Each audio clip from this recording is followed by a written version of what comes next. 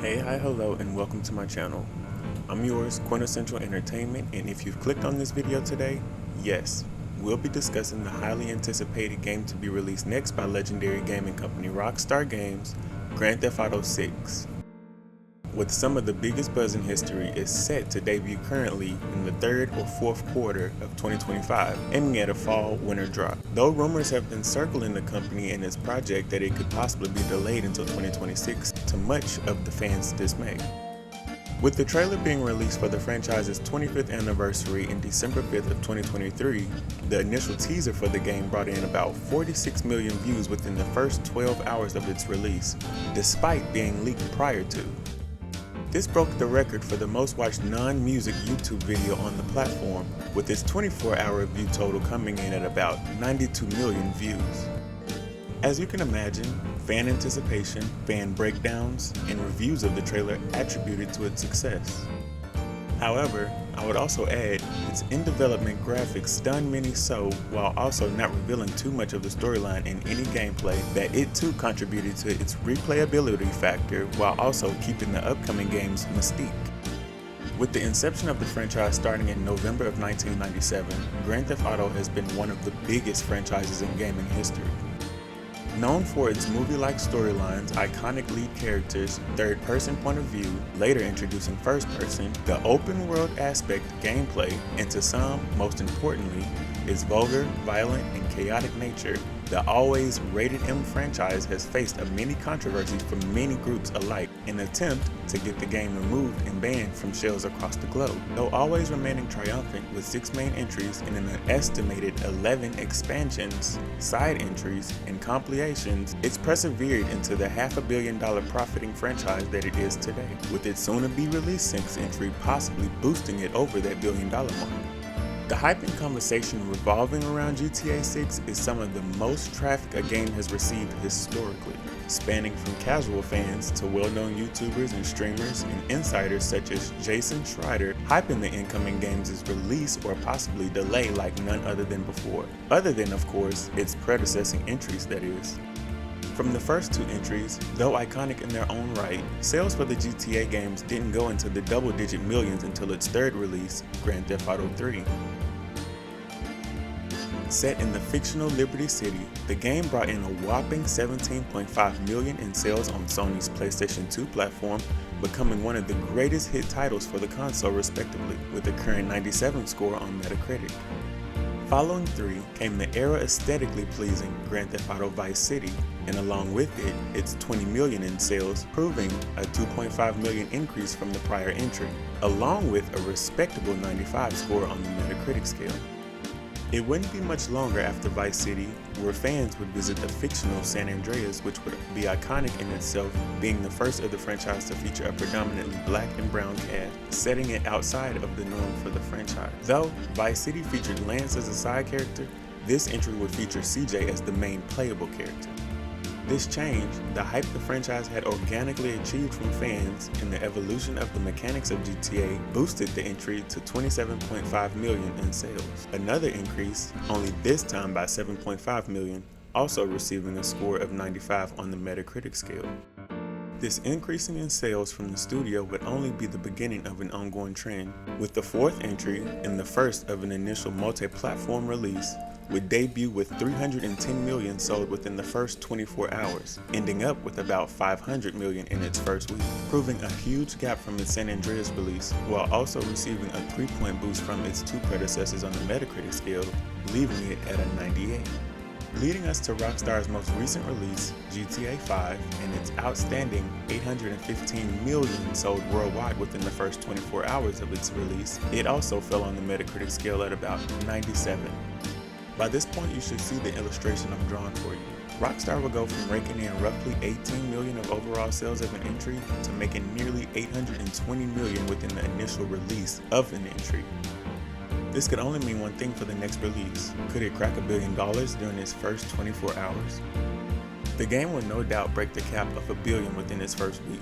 with many saying as to how this could be done in just pre-sales alone and possibly reach upwards to $3.5 billion within the game's first year of release, which would be a historical feat within itself and very much incomparable to any other game released prior, not only for the company and its franchise, but in gaming period. The only comp would be in the theatrical film space, where not even the likes of Avengers or Avatar titles were able to even accomplish this. Though both franchises eventually ended up being $2 billion releases, this would be over time.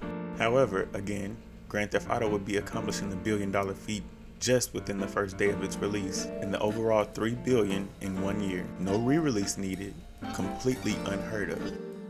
Aside from just anticipation and familiarity alone, many have suggested that fans could anticipate huge game developmental differences from the previous entries. In my opinion, and for the purpose of this video, I'd like to compare it to the previously mentioned Grand Theft Auto San Andreas and Grand Theft Auto 5, both ironically set in San Andreas. It is believed that 6 will go on to do somewhat what 5 did for San Andreas, which would be expanding the map of a familiar location fans of the franchise have played before. Only this time, it's been pointed out and emphasized that Leonidas would be the location, with Vice City being a central area.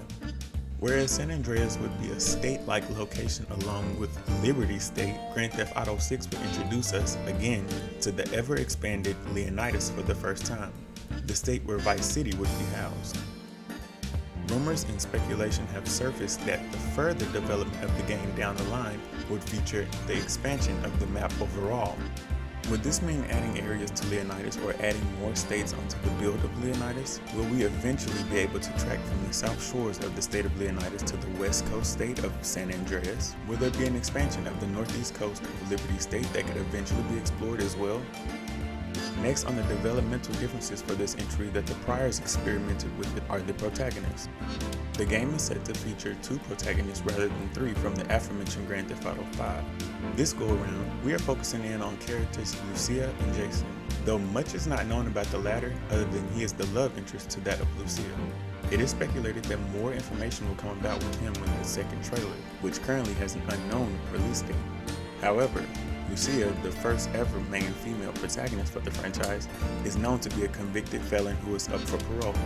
It can be inferred from the game's trailer that she is a criminal mastermind and the lead of the felonious activities, with the trailer beginning with introducing her in jail. And being that she was front and center of the trailer, it is heavily speculated that she is the primary protagonist of the game, with the ability to switch to Jason a la the switching mechanic between Michael, Franklin, and Trevor in the previous entry.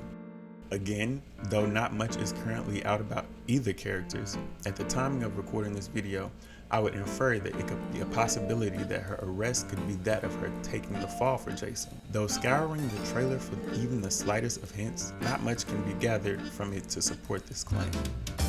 Story-wise, the plot points from the trailer illustrate the player following Lucia on parole, reuniting with Jason, and somehow leading back into the life of crime. Not much is left to infer why Lucia and Jason would need to result back into a life of crime, other than the ever so subtle hints that maybe this lifestyle is just one that she prefers and knows. This can be seen with her affinity for being in dangerous, euphoric, and adrenaline-pumping situations. Riding freely in the night in the passenger side of the car, robbing convenience stores, which I assume is the first mission heist of the story following her release. The appearing dominant positions she takes over Jason in the scenes where they are together, one being in the hotel room, where she appears on top of him, seemingly convincing him back into that life of crime. Also, the shots of the trailer where they both appear at the initial smaller heist where Lucia is front and center, whereas Jason loyally follows behind her. These depictions are what led me to believe that Lucia would be the primary protagonist, with Jason on as a featuring role, hopefully not sidelined. Not for me personally, because I am actually enthralled that the game will feature a female protagonist, just hopefully it's done in the vein of Grand Theft Auto 5, which I can see happening. Franklin was a character that was featured heavily in the end of the first act, and mainly throughout the second and beginning of the third, whereas the game opens up with Michael and Trevor, and only revisiting Trevor closely towards the middle of the end of the second act, and then giving his story its own focus before reuniting the player in character with Michael, thus leading to his introduction of Franklin. With this structure introduced in the 5th installment, I trust Rockstar Games with balancing both characters and giving them the respectable playtime. I doubt that they would give you control of solely one character, as sadly I can see many fans sidelining Lucia and her story mainly because she is a female protagonist. However, again, I doubt that this would be the case as Rockstar is good at balancing the story. Much about the game is still under wraps, respectfully so. However, with all of the anticipation, speculation, and discord revolving the game, I couldn't help but to think of my bigger overall question. Will GTA 6 be gaming for the next decade or possibly beyond? There has also been rumors and speculation that this could very well be Rockstar's last Grand Theft Auto entry period, and that the DLC to come over time would be adding on to the map overall and just expanding the world of the game, possibly leading out to a map similar to that of a very real United States featuring the fictional states that I've listed before. Only time will be able to tell, and with about roughly 8 months into the quarter of the rumored release and having no telling when the second trailer would be released, the only thing we can continue to do is anticipate and draft theories. But you tell me, do you think Grand Theft Auto 6 would debut with a whopping $1 billion or more? Do you think the game has potential to accumulate a $3 billion sale total over the course of its initial year release? Do you think the game will be released full of bugs or glitches? Are you in the camp of trusting Rockstar Games in that the time it's taken is well spent on the time of developing the game overall? And lastly, what is it that you want Rockstars to give you that could potentially be in the new franchise other than Lucia as the lead protagonist and a new state to explore? Let me know in the comments how you feel, and don't forget while you're here, leave a like, click that subscribe button, give the video a share, and I'll see you at the next upload.